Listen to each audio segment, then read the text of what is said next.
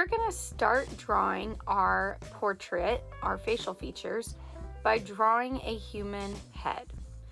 Usually, I draw the shape of an upside down egg because the human head is larger around the top and gets pointier or smaller towards the chin. This may be hard to do if you're not used to drawing the human head. An easy way to do this is to block it in by drawing a circle to start, and then drawing a trapezoid or a triangular shape on the bottom. You can then use your guidelines to add in the curve of the chin, and eventually you'll erase those extra lines that you don't need so that you just have the shape of the face.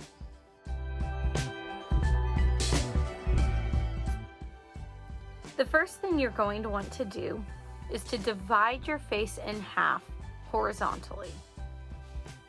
Then we're going to divide it in half again, this time vertically. We're going to draw a couple of guidelines to start. You want to draw your next line about halfway between your first horizontal line and the chin. Your next line will go halfway between your second and your chin. The next thing that I'm going to add in is a neck. You can start it at this second line on your face from the chin. You'll learn in a little bit that that's where your ears are going to end, and your neck starts behind or below your ears. So I'm just going to draw 2 lines in so my head isn't floating in space. The last guideline we need to add is the hairline. This is going to be about 1/8 of the way down your head, but towards the top. So about the same amount from that bottom line to your chin as it is from your hairline to the top of your head.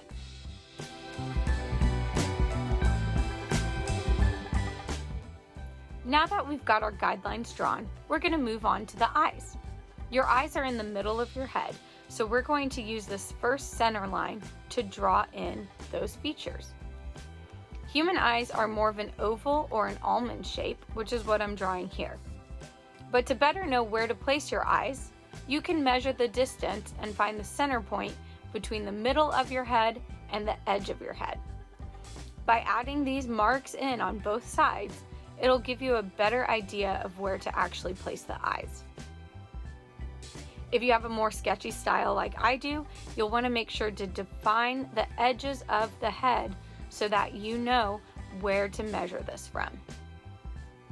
Now that I've put that mark in, I'm realizing that my eye is a little bit too long and I need to shorten it up a bit.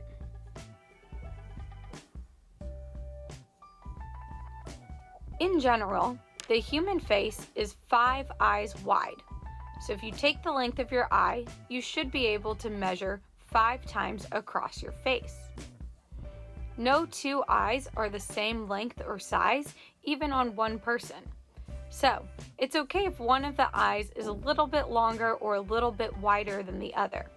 No one's perfect, but these are some general guidelines to help draw the face.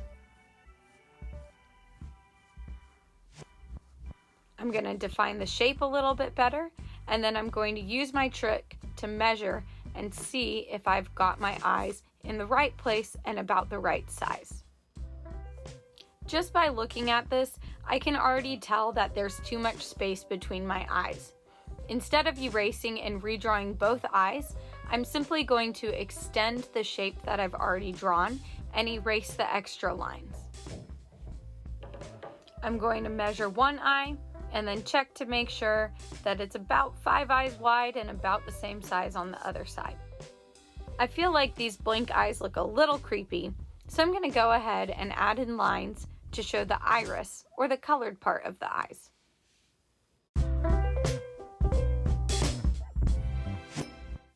Once I'm done with the eyes, I'm going to move on to the nose. This next line that we've drawn will be where the nose sits, and you can usually draw lines down from the corners of your eye, the inside corners, to show where the nose will end. This is a general guideline. Some people will have wider or skinnier noses. As I've drawn these lines, I can also see that maybe one of my eyes was a bit too wide, so I'm going to fix that before continuing on my project.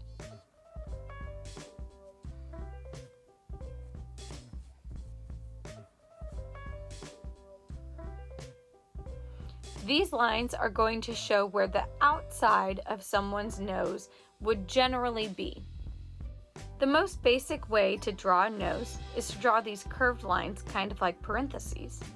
There are other ways to draw noses, some using circles for each nostril. We can go over those in another video, but right now we'll stick with the basics. You can draw in slim ovals to draw the opening in your nose or the nostril. We can color those in if we would like. And then adding in the bridge of the nose, I like to use a curved line to show it coming up from the edges of your nose. Once you have the nose how you like it, you're free to erase these guidelines.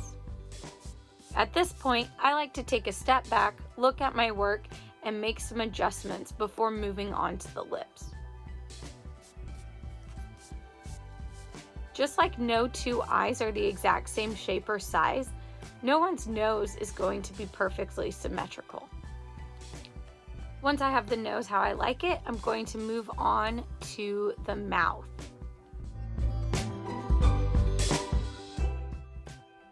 This next line that we've drawn between the nose and the chin is where the mouth will rest. Sometimes you might have to bring it up a little bit, just depending on who you're drawing. There are a couple of different ways to draw lips. You can make people smiling, you can show their teeth, you can do lots of different expressions. For this demonstration, I'm just going to do a generic closed mouth to show how to draw lips, but you can always adjust this based off of the portrait you want to draw. Again, there are many ways to draw lips, but the most basic is to draw an elongated or a stretched out M. You can do this by making sure that the bottom peak of the M is in the middle of the face, and then extending these lines down towards the center or the mouth line on your portrait. As always, I'm going to make adjustments, trying to make the face look a little bit more symmetrical. And then you can go in and you can curve these lines so that your mouth doesn't have very sharp peaks on it. You want to find the center of where you want the bottom lip, and then you can extend those lines up towards the corner of the mouth. Finally, you can add some lines above and below the mouth to make your portrait more realistic.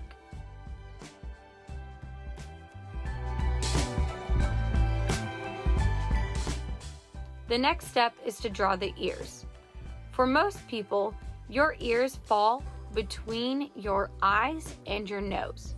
I'm erasing some of these guidelines so that I have room to draw ears. You want the top of your ear to fall somewhere around the eye line, drawing a line down towards the nose, and then you can curve it towards the bottom of the nose line for the lobe of your ear. Getting ears to be symmetrical can be a little tricky, but knowing where they start and stop helps in making them a similar shape and size.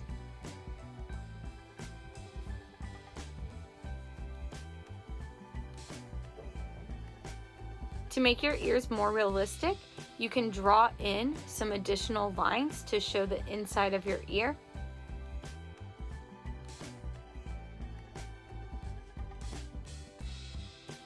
I like to draw the inner part of the ear with just a couple of curvy lines. I'll add some shading in a later video.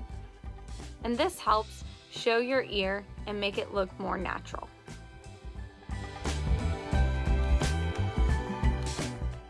The final step of your portrait will be adding hair. We'll start with the eyebrows, which usually follow up the bridge of the nose and start somewhere outside of the eye. Eyebrows arch across the top of the eye and end past the outer edge of your eye. Eyebrows, similar to your eye and nose and ears, are never going to be exactly the same. If you just draw the basic outlines of your eyebrows, they're going to look more cartoony. Instead, I like to start by marking off where the eyebrow starts and then using small, quick strokes of my pencil to draw the hair of the eyebrow. You can also use shading to draw eyebrows and make them look more realistic.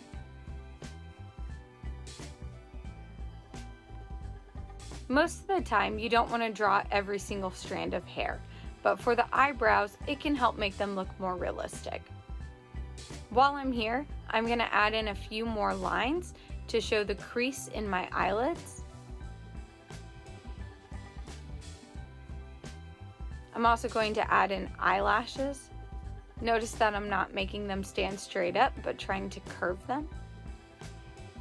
Even if you're drawing a male or masculine figure, they will still have eyelashes. They just won't be as prominent as a female or feminine character.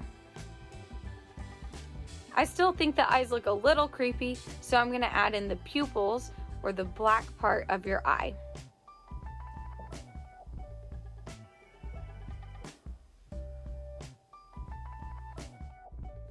The final step in our portrait will be to add in hair. We're going to start at the hairline.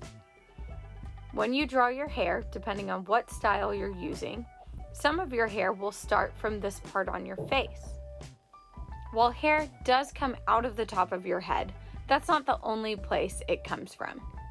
To make your portrait more natural, you're going to want to start your hair towards the hairline and go a little bit past the shape of the head that we've drawn.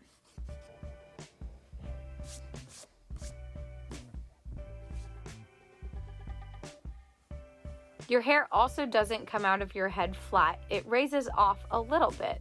So usually your hair is going to curve off of the head a little bit. I'm just going to draw generic straight hair, so it's going to curve out of the top of the head and come down along the edge or the side of the head. In a later video, I'll talk more about shading and drawing more realistic hair, but for now, we just want to draw the basic shape. You don't want to draw every single hair, or else your portrait will look a little crazy.